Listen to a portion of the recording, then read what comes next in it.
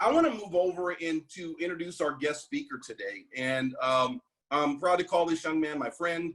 We talk regularly, and I appreciate all of his wisdom and experience. Even though I've got kids that are older than him, this is one of the smartest, sharpest young men I think I've honestly ever had the privilege of meeting. So impressed with the way he carries himself. Just his maturity level and his drive and ambition are well beyond his years. And it's no a mystery why he's so successful here at Symmetry and what he's doing here and what he's been able to accomplish. So let me just kind of run down some of this young man's statistics here. So he started in February of 2016 at 21 years old. He became agency owner in June of 2017. He was the youngest agency owner in the history of Symmetry at that point. He made AO at 22 years old. He was the 2017 Impact Player of the Year. His team's current year-to-date production is almost $1.2 million in APV for his team through July. And his year-to-date for his base shop alone is just under $1 million, $930,000 in his base shop. So I want you guys to understand just how significant that is. Currently, he's 25 years old, and his team averages between $150,000 to $185,000 in APV a month for his team's production. Ladies and gentlemen, I want to introduce you to my friend, Mr. Andrew Jimenez, the Hemi. Thanks, my friend. I appreciate you guys having me on. Absolutely. So talk to me a little bit. I'm gonna switch over here to grab this this list of questions that I wanted to go over with you. And what we'll do is, if it's okay with you, Andrew, kind of just go like a Q&A, you know, just open dialogue off the cuff, and just kind of share with us kind of some of your experiences, what you've accomplished here, and just some perspectives from yourself. You know, we see a lot of people that come into this business, and folks tend to think you've got to have this experience or this resume or things like that. And quite honestly, we have so many different people at Symmetry that are successful and from a variety of backgrounds and experiences. And there's one common denominator, and that's attitude, work ethic, and drive, right? And seizing the opportunity. But I want folks to see that it doesn't matter whether you're 21 years old or you're in your 50s or if you're 80 years old. It doesn't matter. The opportunity is the same for everyone. So we just mentioned in the introduction, you started Symmetry when you're 21 years old, man, right? So talk to me a little bit about kind of where you were at mentally, emotionally, you know, when you got started at Symmetry, and just tell us a little bit about kind of what brought you to us. Yeah, I mean, the guys, first off, thank you for having me on. You know, I can't tell you how much I respect all of you. Quick shout out to Stella Dinwiddie. Every time I read your name on the leaderboards, it's just so much fun to say. I don't know why, it's just fun to say. But Chris Menifee, you know, Jeremiah Nolan, JP, I mean, guys, I have so much respect for you. You know, going and traveling with you, being around your family. It's just the family man that you are. I hope one day that I can grow up and have the values that you guys hold true to. And so I just want to thank you guys for that and having me on. When it came down to it, guys, my name is Andrew Jimenez, direct to Jacob Pogue in the, you know, Pogue Wayland hierarchy, as we all are. I was in a really tough spot coming into Symmetry. Mentally, I was probably pretty strong, just because I of where I was coming from and the determination and drive I still had. But I was in a tough spot. I think it's pretty relative in terms of how much money you make to how much goes out. If you're still negative every month, it's not fun. I had $600 in rent, $600 in student loans. I had about $1,500 a month that I was making month over month. And then that left me with about $150 left over for food, gas, electricity, cell phone bill, collection bills, you name it. I was at a point in my life where every time I turned on my car, it was turning on the yellow gas light. I was at a point where I would walk 1.5 miles to the grocery store to buy food. And if you live in Arizona, or you know how hot Arizona is, it's 115 degrees in the summer. And then all the same though, I was in a spot that I was extremely determined I was going to figure it out and make it. But in my head, I couldn't stop thinking that this just can't be how life is. You just struggle until you make it or you stumble across something. And I was desperately trying to find something that I could grab onto. That's awesome. And so when you first came into Symmetry, talk to me a little bit about, why'd you start recruiting at a high level? And when did you start recruiting? So it took me a little bit to get to that point. I guess I'll give you guys some preface, just with it all. I had a mentor that kind of jumped in and, showed me Symmetry, because when I left my job, I was at a point where I dropped out of college. I'm going through this struggle. It took me a year, and he approaches me and he goes, Andrew, at the bare bones minimum, you can come in here and, sell a few policies and you'll probably pay off your student debt way faster than what you've already got going. Because I owed $12,000 to the State Department of Education. And I'm looking at this business and I'm like, man, the last thing that I want to do is, be jig at State Farm or something like that. I don't want to go door knock, I don't want to pitch to friends and family, anything like that. I was like, for me, I wanted to come in here and just pay off my student loans. But what I quickly realized was just going and producing wasn't fulfilling me in the level that I thought it was going to. I love the fact that I could create impact. I love the fact that I could help families and that their livelihood was in my hands. Like, guys, since COVID started, I've had 3 clients pass away. And so the fact that like the impact of what that does, calling that family, letting them know you're there, sending them, a sympathy gift, right? Lilies, succulent plants, whatever it may be. The big piece of it was that for me, where my heart really lied was being able to impact my agents and watching them grow. I love being able to chat with people and bring them out of a dark spot. I guess the key word they use, pit of despair, right? I love being able to bring people out of that, help them out, drive them, and then go and watch the success that they have. I mean, Chris, I'm sure that you could speak to this too. Like, there's nothing more fulfilling than watching your people succeed. It is like one of the most amazing things you could ever see happen. See people change their lives, seeing people spend more time with their family. One of my agents could never do this. He took his entire family, and he's got 8 kids, before COVID, they had a world robotics competition for one of his high schoolers, and they got 2nd place in the world. But he was able to take all 8 kids at an Airbnb for 2 weeks and not skip a beat in his production. Wow. And like, it's stuff like that makes so much more impact to the idea of recruiting, that fires you up, that gives you so much more to keep driving for.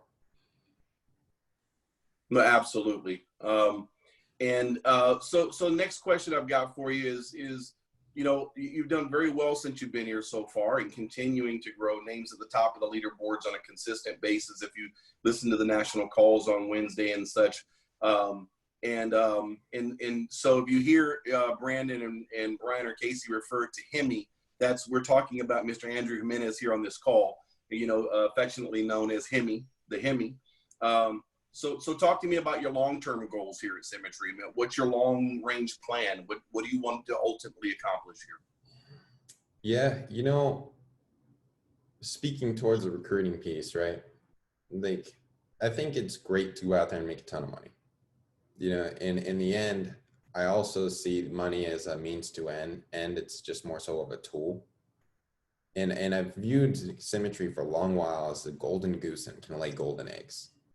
It can come in here, it can provide so much for you, for your family, to do whatever you want to do it. But what I was talking about before, some of the biggest things that really drives me is impacting others. And so my goal here, obviously hitting 120, getting 3 other 120, is like having a good solid core. of individuals that we can travel around the world with, we can experience life with. You know, I have all you guys and all my friends. When it comes down to it, if all I did was travel on Symmetry's dime and Carrier's dime all around the world, I'm pretty okay with that, right? But ultimately, aside from the money, aside from, you know, the promotional goals, I really just want to have an army of individuals that want to go out there and create an impact to make people debt free, are courageous enough to kind of change the status quo, be in business for myself for the rest of my life, and honestly just share my knowledge of leadership with those next few individuals that really want to take that on. That's my goal. Awesome. And then so talk to me about, I mean, I've seen you at national conferences and speak from stage. Your story that you shared, you know, in Tucson last August, when you were when you spoke from stage to the attendees there. There were a couple of thousand people there, and what you shared with folks was very powerful and very moving, kind of, you know, where you were before you came to Symmetry, right? So, you know, talk to us a little bit about your low point before Symmetry, you know, before you come in here.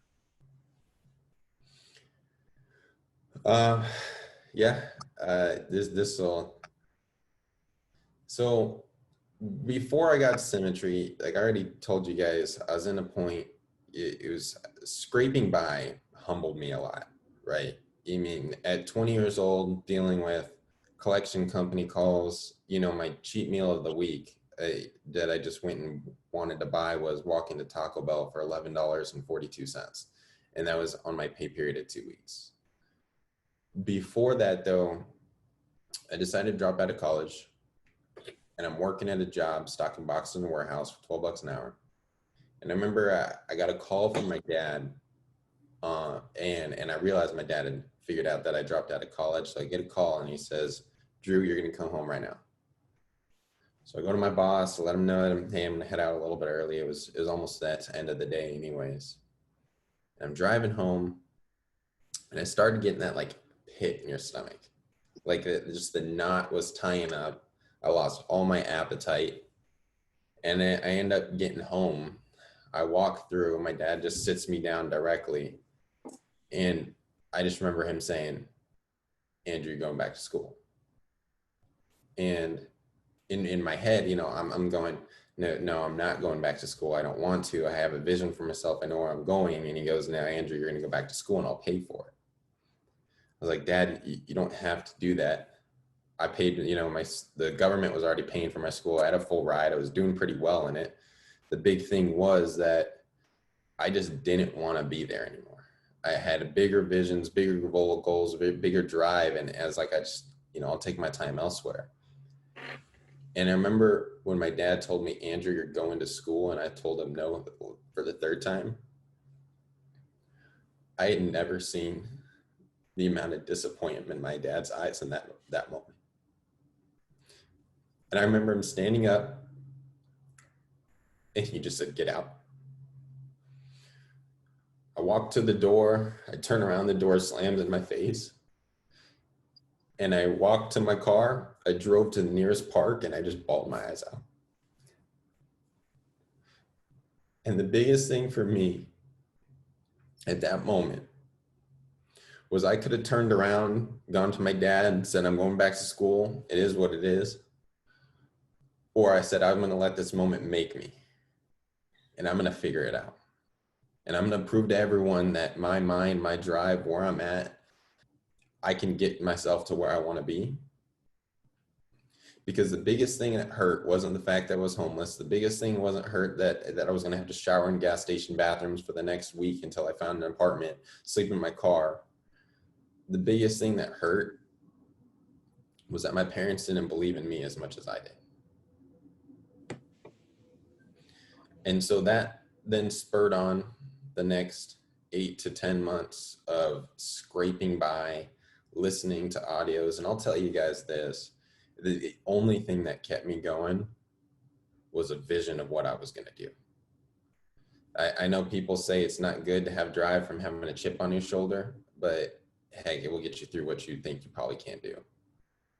There's many times I, went to bed hungry. I don't wish that upon anyone. It is not fun eating, a piece of bread and, uh, like that's about it.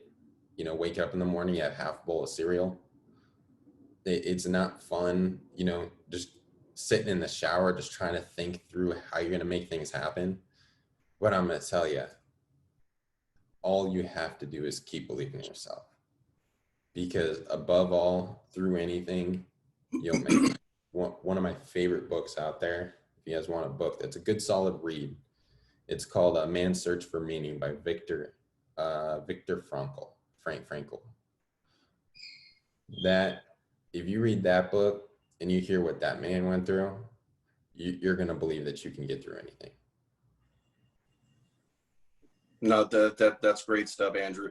And so, and for other folks on the call, I think it's important to understand, and you've heard me say this before, that so many people come into this business and they see the kind of success and money that's being made by folks that have been here. Some folks are short term, some folks, as little as 6, 7, 8 years, and these folks have 7-figure, passive residual incomes, and they're building forever money. But and people see that, and everybody wants the result, right? Everybody wants the result of that, but people don't want to be in the process of the grind and the ups and downs and peaks and valleys and frustrations and challenges and setbacks and all those other things. Nobody wants to be in the process, but they want the result.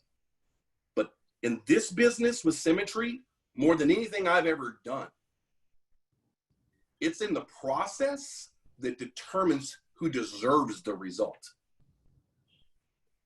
So you have to embrace that adversity. It's going to get harder before it's going to get better, but it's meant to weed out folks whose excuses and their quit is stronger than their why.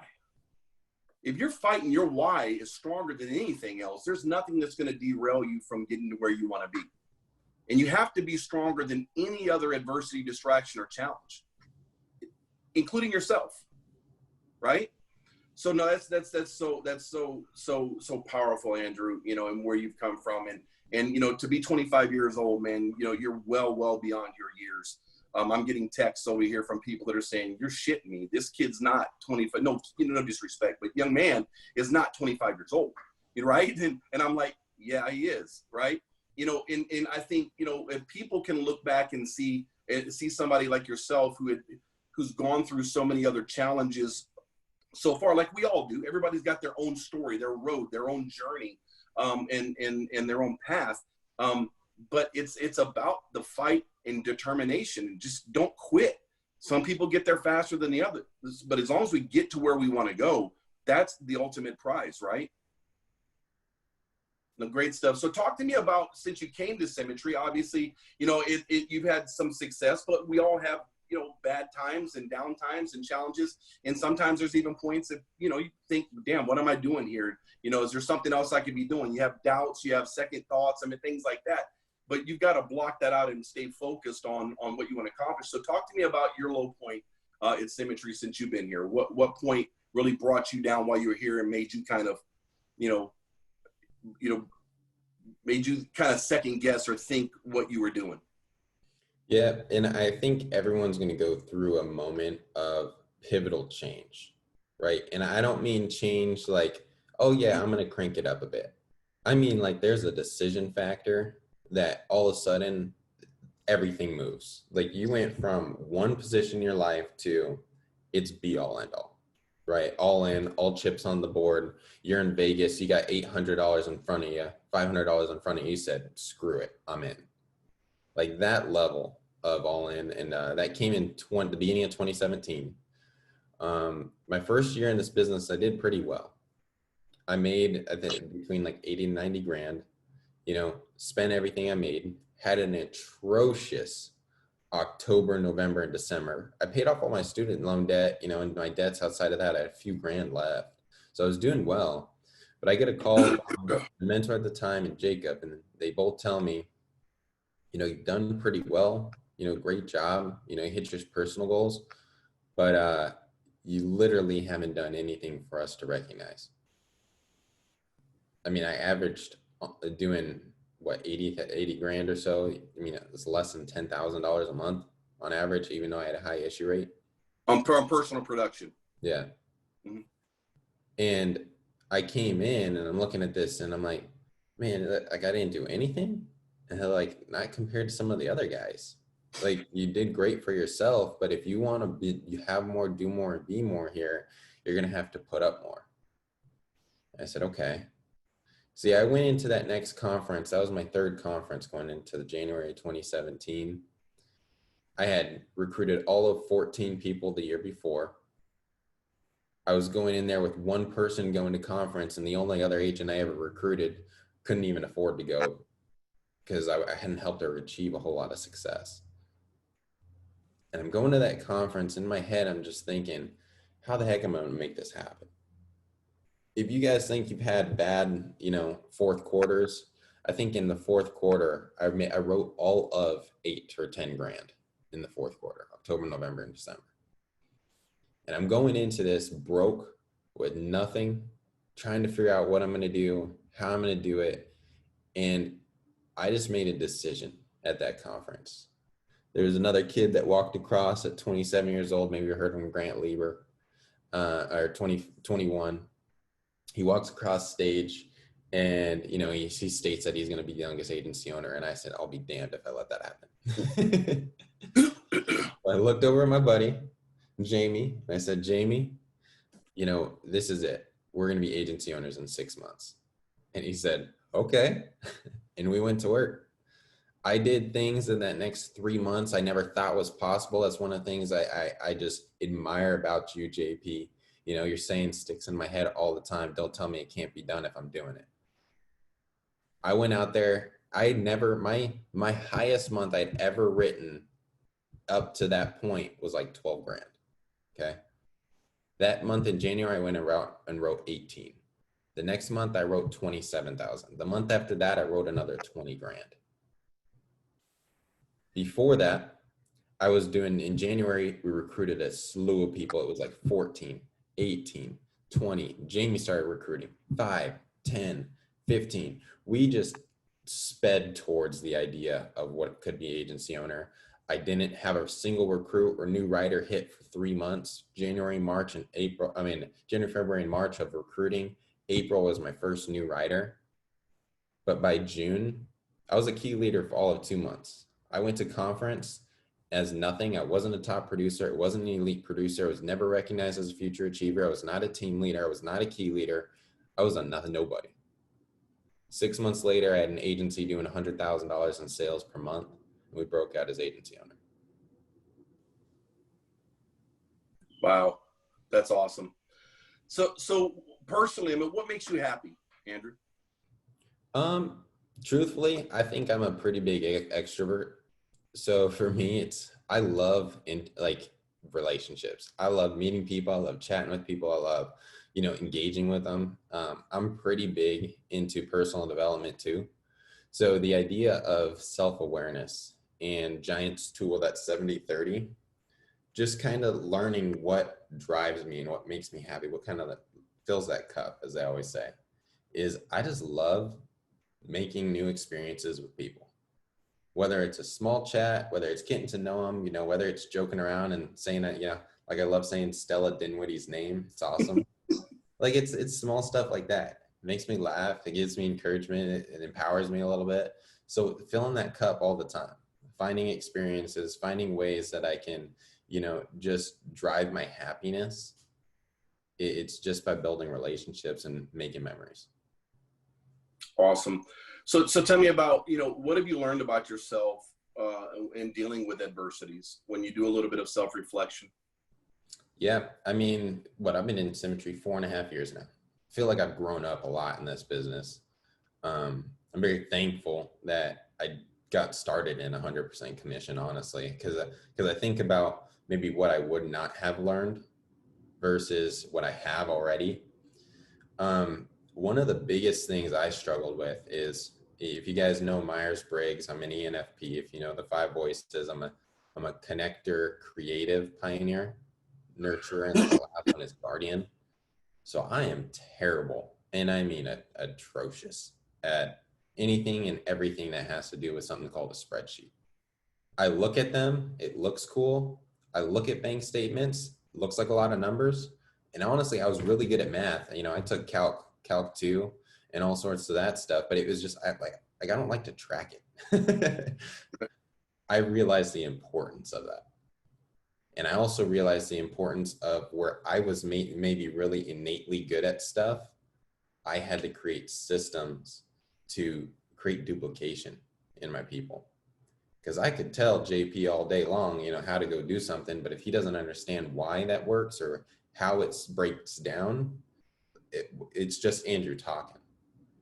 But I need to figure out how JP can take a system, take a process, and explode it in his own way. So that was one of the biggest things I learned. And honestly, it was doing a lot of communication skills, a lot of self-awareness. I hired a business, the business coach, which I highly recommend if you have the extra funds for that. Huge insights to self-awareness and your own development there. But then we just recently started like EOS training, entrepreneurial operating system. It's a bunch of small businesses use it. It's been great. Hired an accountant. Like, got really structured and organized, and that honestly, just putting those pieces together, even though I spent the money on it, JP, I mean, I've probably seen my profitability grow by 25 to 40% just over the last 6 months. Right. So when you look in the mirror, Andrew, I mean, what do you see when you look in the mirror? I've got a huge thing about affirmations. I know some people think they're cheesy. You know, you say them out loud, you look at yourself, you pretty much yell into a mirror, right? But there's something empowering about telling yourself about how great you are. That above anyone, but no matter who else or what else anybody says, like, you are freaking fantastic. Understand that. And when I look in the mirror, I mean, I just look at as someone who's leading individuals, who's coming in, and I'm constantly growing. I know I'm not perfect, but I look at myself and I say, if all my people know every day is that I would lay on the tracks for them, my idea of leadership is to stand in the front of the doorway and get shot while the other ones get away. If my people know that that's who I am, that's all I ask myself every day. And I turn around and I look back, did I get better than I was yesterday? And if I can say yes to those, I'm happy with myself every time I look in the mirror. Awesome. So where did you get your definition of success from it? How does Andrew Jimenez define that, or what's giving you that framework? So I'll give you guys like the story behind it. I was stocking boxes in a warehouse. Right? I worked in that warehouse for almost like 2 years or something like that. And I would, no matter what temperature it was, I would wear a hoodie, and we weren't allowed to like drive around the forklift and the cherry picker with headphones on. But I was there so early that I don't think they cared that much. And I'm getting up 4:30 in the morning, being at work by 5, and I'm, out the door by 12 too. And I would just throw in my headsets and I would listen to countless, and I mean countless audios that I can find for free. YouTube downloads, SoundCloud downloads, it did not matter like where I was getting it from. I know this is recording. The government is always listening. Just kidding. But I had it in my ear all the time, and I got belittled. My coworkers will tell you, why are you listening to that crap? Like what good is it going to do you? You're still here. You should still go get a job, get the benefits, get the income, like what makes you think that stuff actually works? Nobody who listens to that stuff works. And I was like, all right, whatever. Right. Because I'm also thinking, I'm freaking 20 and these guys are double my age, making the same amount of money I am. There's no way I'm listening to you. And I'm thinking, in my ears, there was one audio that I would play all the time. There was three guys, Jim Rohn, Les Brown, and this guy named Earl Nightingale. And if you know anything about, old school speakers, because that's, I couldn't afford Tony Robbins, couldn't find much out there. He copyrights a lot of his stuff pretty well. But Earl Nightingale is like the godfather of personal development. Like a lot of those guys looked at Earl Nightingale for his teachings. And so he's got this audio called The Strangest Secret, which is mostly about the idea of law of attraction. Yet there, in his idea of what success equates to, that's what I hung on to.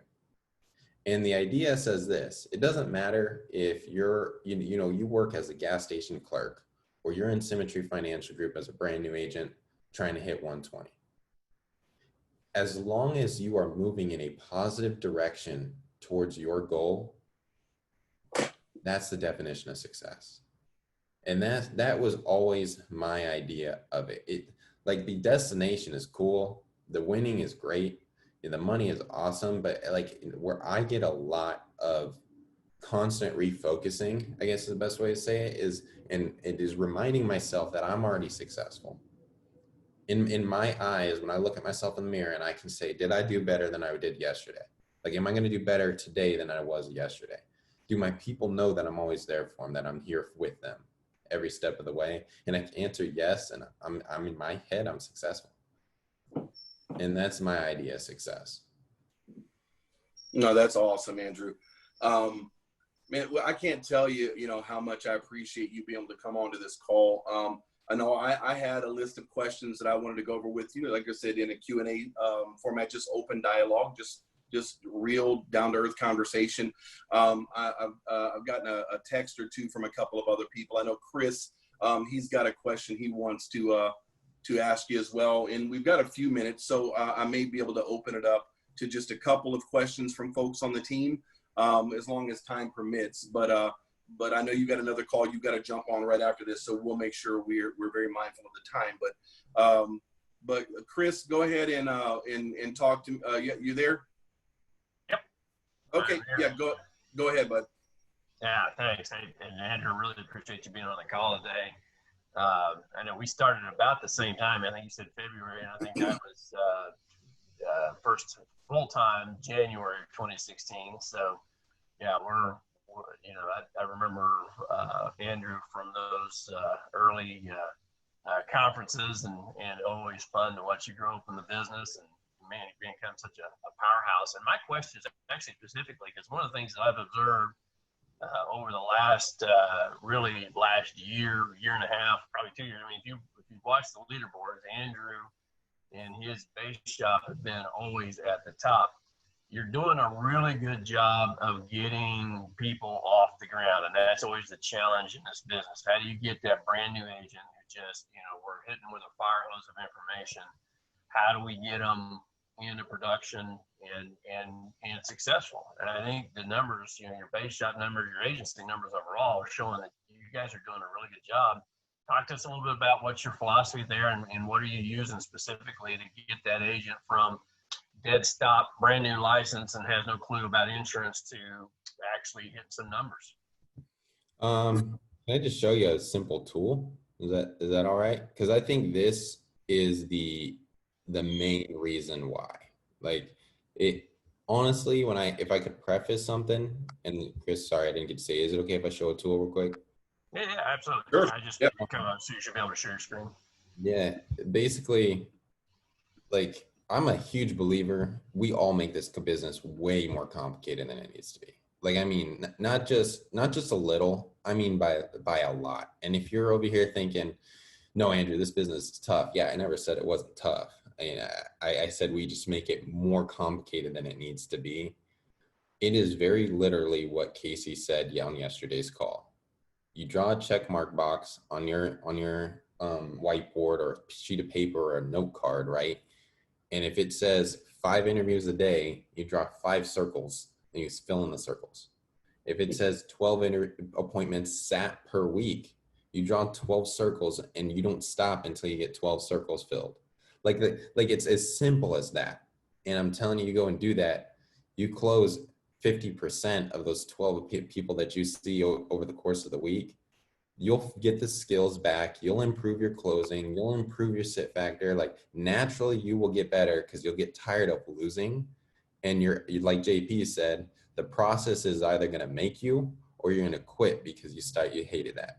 And it's as simple as that, right? But here's where I think the biggest piece everyone does is, Chris, they don't draw the circles.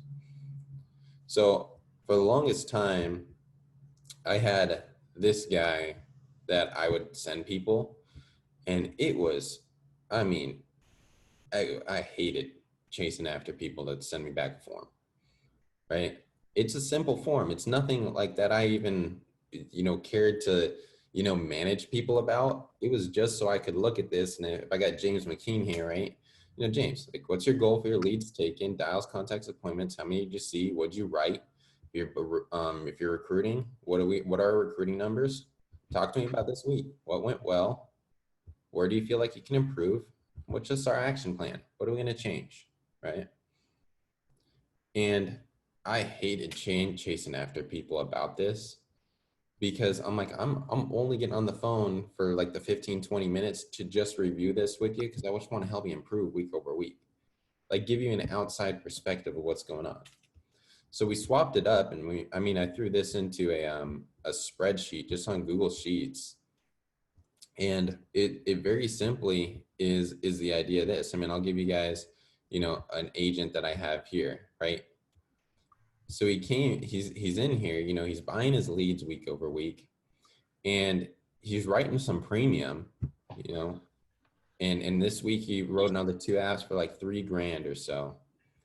But I'm looking at this and I'm like, Brandon, over the last 3 weeks, I remember this one, he had like 8 appointments, but again, all under 100 dials. And I'm looking at this, I'm like, Brandon, you go out there and just quadruple your work ethic in your activity and you're going to make quadruple the money. It's as simple as that. And in their heads, you can't, guys, I'm telling you, one of the biggest things you can ever make a mistake on doing is getting people like John Paul, Chris, Jeremiah Nolan, all the leaders here, and telling them all about your week and giving them no numbers. That's one of the biggest mistakes you could ever do. Or telling them about your week and then switching and talking about this appointment you got coming up and you need help prepping it. You're wasting that time. Use that time effectively to purely manage the numbers and look at, if I amplify the numbers, what result is going to happen. And very much so, Brandon, is as simple as this. Here's a great one. Let me see if I can grab Catherine's numbers here. Catherine did exactly what I said. She took the numbers, she went out there and she put up like $8-9 grand. And it was just as simple as she wasn't booking any appointments enough. Catherine C. I spoke to her here and she takes her numbers, $5 grand, booking on 8 appointments, and she goes out the next week and like blows it out of the water, just quadrupling the effort. But what I really like to focus on is this point. I like to see you work, but what I like to see is you get accomplished what you said you were going to do. Focus, she want to make sure, like I asked her, I love looking at this. And if I'm talking to JP and he tells me he's going to send me an audio, right? Or we're going to set up a coaching call. Like I can look 3 weeks from now, look back and say, okay, have you done that? Right? Or I'm 3 weeks in, Chris, I haven't seen that audio you're supposed to send me, man. Like what's going on? Like, and it holds people accountable. And so that's one of the things I like to do is just manage the numbers. Like I'm really good at just being innately good at stuff too. It's easy to talk about how great things are and maybe how great things aren't. But when you look at the numbers don't lie. And a lot of times, I guarantee you, a lot of us are all having a ton of success. It's just, you may not see it because your numbers are just too small. But you amplify it by 3 or 4 times, instead of making $75 in a week, you do that times 3. That's what, 225? You're getting $75 in 8 appointments. You do that times 3 and get yourself 24 appointments in the week. Let me know what happens that next week. Simple as that. So I mean, I can send you guys that sheet of paper. All I did was take that sheet of paper and put it on a Google sheet. I didn't do nothing crazy. Yeah, you can email me. Yep. Mm-hmm. Awesome. We've got a couple of minutes left here. Let's go ahead and open it up just for maybe 1 or 2 questions. But Stella, I see your hand raised already. You already hit the mute, the unmute button. Go ahead, Stella. What you got for us? Thank you. First of all, thank you for saying my last name correctly, not saying Dinwiddle, which doesn't really bother me. But seriously, what best advice could you give Andrew, which by the way, I'm a big fan of yours. Your amazing job. Thank you. What an inspiration you are. But what best advice could you give when you are beginning to try to recruit, but still, maintain some level of productivity so you don't, miss that piece, because it's a really difficult balancing act in the beginning, and you start feeling all spread out and crazy face all over the place. Right. The best piece of advice I could give you is talk to John Paul Better. I appreciate that. Yeah. And I mean that as seriously as I said it, because you have a perfect example of somebody who's managing that balance. One of the things I would really suggest though is you've got to get comfortable with being uncomfortable. And you got to get uncomfortable with the idea of you losing sight of some of those priorities and things that you really hold strong to. Like I'm saying things like, and I know Chris is honestly really good at this too. He reserves his family time extremely well. I mean, when I got started, I could tell you I worked 8 days a week trying to figure out the production and the recruiting. In my head, it was just, let me just keep working. I'll figure out the rest later. You're going to have to get to a point where you got to be comfortable with a little bit of that until you can all of a sudden start to feel the transition moving and you're getting the jet off the ground, right? Because you got to think about, the idea, if you've ever seen a jet take off or plane take off, you feel the turbulence in a roller coaster as it starts to, all of a sudden it's like a jerk. It feels like there's a ton of weight as it's moving for a second. It's because that's how this business feels a little bit with recruiting. It's 3 months of solid effort, and then it starts just to creep. And if you keep it going, all of a sudden the activity gets really simple, and it's just process over and over that you start to just get really good. My favorite example I can show about this, how many quick raise of the hands, how many of you guys have seen The Last Dance with Michael Jordan, Netflix? If you haven't seen it, I want you to pull that up on Netflix. Watch it this weekend. It's a 6-part, 1 hour each. And I want you to grab a notebook when you watch it. I didn't know a whole lot about Michael Jordan growing up. I mean, I was born in 95 and I didn't watch a ton of basketball. We were baseball fans. Okay. My dad's from New York City. And so I watched Michael Jordan's mentality and I was in love. That guy's work ethic is insane. But he also doesn't mess with the fancy stuff. He doesn't overcomplicate it. He just works hard. And through mastering the fundamentals and the basics, he becomes one of the greatest individuals you could ever come across. And he translates that mentality into business, right? I want you to grab a notebook. I want you to watch that. And I want you to just take notes about his mentality on work ethic. He's a hard-driven individual. You can never forget that. But one of the biggest stories that I respect, he comes out of playing for the Chicago White Sox, goes back out of his retirement, starts playing for the Bulls again, and they lose to the Magic, right? Horace Grant, Grant Hill, young Shaquille O'Neal, and Jordan takes the defeat. And normally, it's called The Last Dance. It's on Netflix.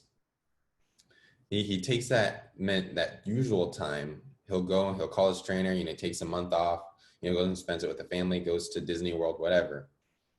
And instead, he calls his trainer and says, I'll see you in the gym tomorrow. That same off season, he's recording the movie Space Jam. And he said that unless he's going to have to cancel that recording of that movie unless they can come to the gym that he's working out in and they can record it there. And they said, you know, Warner Brothers goes, we'll just build you a gym. So they built him an in-house workout facility and in-house basketball court and recorded him for Space Jam that entire off season. And his only thought process and mindset was, I've got to get back into shape for basketball, because he had not played basketball for like whatever that year or so, right? He had to retrain his body. He had to retrain his mentality. He had to retrain his fundamental skills and the conditioning to get him back to the level that he was. That's what this business is.